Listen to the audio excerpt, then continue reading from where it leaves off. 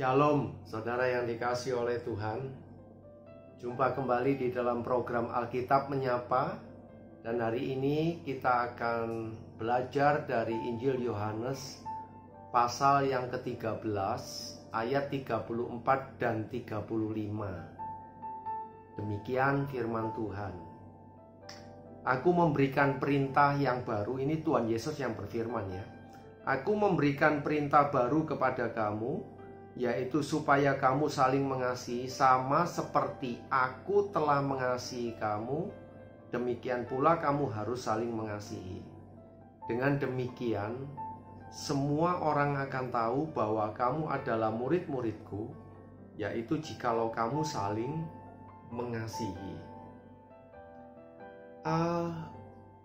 Ketika Kristus katakan ini adalah sebuah perintah yang baru dan ternyata perintahnya adalah supaya kita saling mengasihi, sebetulnya itu bukan perintah yang baru dalam arti murni baru, enggak. Kenapa kok seperti itu? Karena sebetulnya perintah itu ada di dalam perjanjian lama. Khususnya di dalam Imamat pasal yang ke-19 ayat yang ke-18. Demikian bunyi firman Tuhan. Janganlah engkau menuntut balas dan janganlah engkau menaruh dendam terhadap orang-orang sebangsamu, melainkan kasihilah sesamamu manusia seperti dirimu sendiri. Akulah Tuhan. Jadi perintah itu sudah ada di dalam perjanjian lama. Lalu apa yang dimaksud dengan Tuhan Yesus? Bahwa itu adalah perintah yang baru. Baru di sini adalah dalam arti pembaharuan. Perintah yang lama tersebut itu diperbarui oleh Tuhan Yesus Kristus. Apanya yang diperbarui? Standarnya. Kalau di dalam perjanjian lama itu hanya dikatakan kasihilah sesamamu manusia seperti dirimu sendiri. Tetapi di dalam perintah yang Tuhan Yesus berikan kepada kita hari ini, itu dikatakan Aku memberikan perintah baru kepada kamu, yaitu supaya kamu saling mengasihi sama seperti aku telah mengasihi kamu. Demikian juga kamu harus saling mengasihi. Jadi kita diperintahkan untuk mengasihi sesama manusia dengan standar sama seperti Tuhan Yesus mengasihi kita. Jadi kita perlu tahu kasihnya Tuhan Yesus kepada kita itu kasih yang bagaimana. Ya, kita semua tahu saudara sebetulnya bahwa kasihnya Tuhan Yesus kepada kita itu adalah kasih yang dibuktikan secara nyata dalam sebuah tindakan dengan cara mengorbankan dirinya mati di kayu salib untuk menebus dosa semua orang yang percaya kepada Dia, untuk menanggung hukuman dosa setiap orang yang mau beriman kepada dirinya. Untuk apa? Untuk kepentingan orang tersebut. Jadi sekali lagi, kasihnya Tuhan Yesus itu adalah kasih yang berkorban. Berkorban artinya melakukan sesuatu bukan untuk kepentingan Tuhan Yesus sama sekali, tetapi untuk kepentingan orang-orang yang mau percaya kepada dirinya. Orang-orang pilihan Allah, umat Allah yang dipilihnya sejak dari kekekalan. Itulah kasih yang berkorban.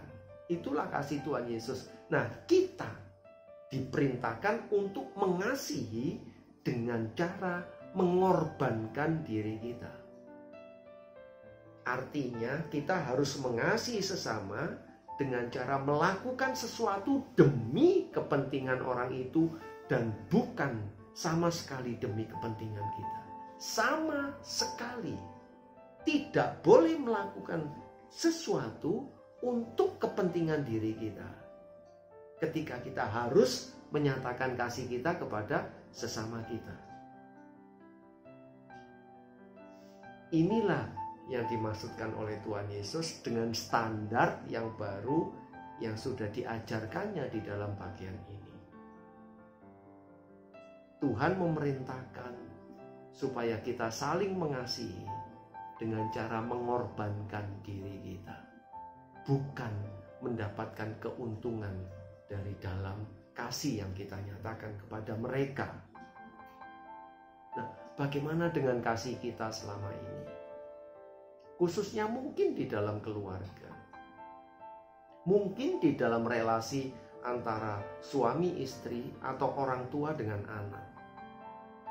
Mungkin ada istri yang capek mengasihi suaminya karena semakin dikasihi ternyata semakin suaminya tidak berubah dan terus-menerus menyakiti dia.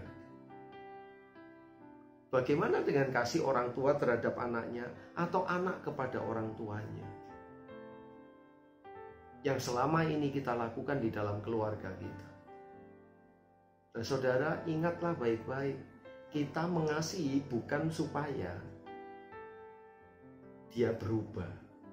Kita mengasihi dengan cara berkorban seperti yang Tuhan Yesus perintahkan. Soal perubahannya dia, itu tergantung kita berdoa kepada Allah. Tugas saudara dan tugas saya adalah mengasihi dengan cara berkorban. Sudah sampai di sini. Urusan berubah itu kita berdoa. Karena itu urusannya Tuhan dengan orang tersebut. Karena yang bisa mengubah seseorang itu hanyalah Tuhan. Nah, mari kita terapkan kasih seperti itu di dalam relasi kita dengan keluarga kita, ataupun dengan sesama yang lain, dengan tetangga, dengan semua orang. Kiranya Tuhan Yesus memberkati kita semuanya. Shalom.